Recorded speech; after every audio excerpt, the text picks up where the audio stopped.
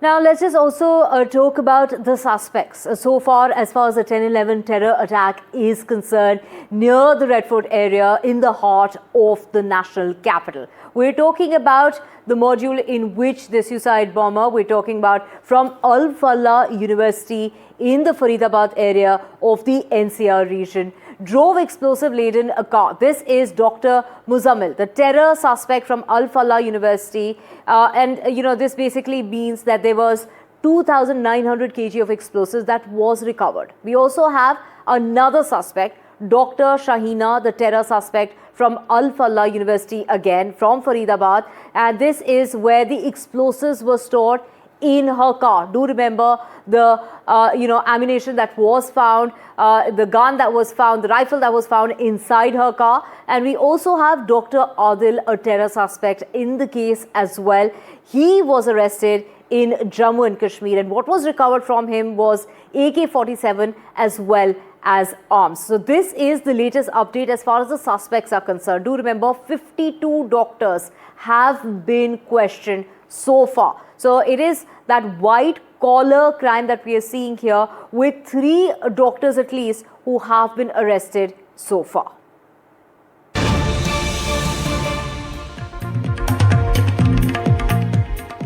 Now, the latest update as far as the Red Fort blast, the 10/11 blast that took place in the heart of the national capital. It was on the 13th of September when Dr. Muzammil came during the day to rent a room and brought his belongings the very same evening. This is Muzammil, who paid 2,400 as a 2-month advance that was valid up to the 13th of November. So this is really coinciding with the time that he needed to spend there at that particular room that he rented. Now this is after that Muzammil never returned to the room.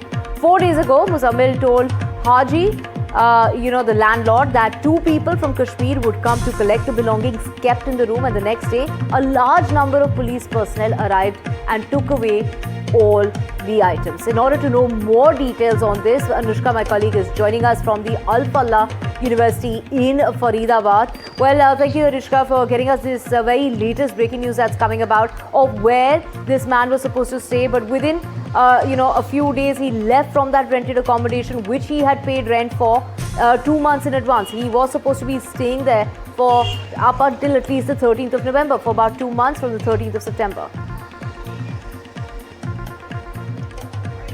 That's right, Divya. This is a very coinciding incident, because what we are seeing is that the blast took place on 11th of November, that fateful day when we saw that that Umar Muhammad, who's said to be a fellow, doctor of those people, had in fact come to this very university where the car was parked from 29th of November till 11th of 29th of October till 11th of November. We'll show you some visuals also of this Al Falah University, which is a very crucial place. This is the epicenter of this whole incident. Now on September 13th, Dr. Muzammil came during the day to rent a room and brought his belongings there the same evening. From this place, the rented accommodation is barely a kilometer and a half away. Muzammil paid 2,400 as a 2-month advance valid till November 13th. Also after that, Muzammil never returned to the room.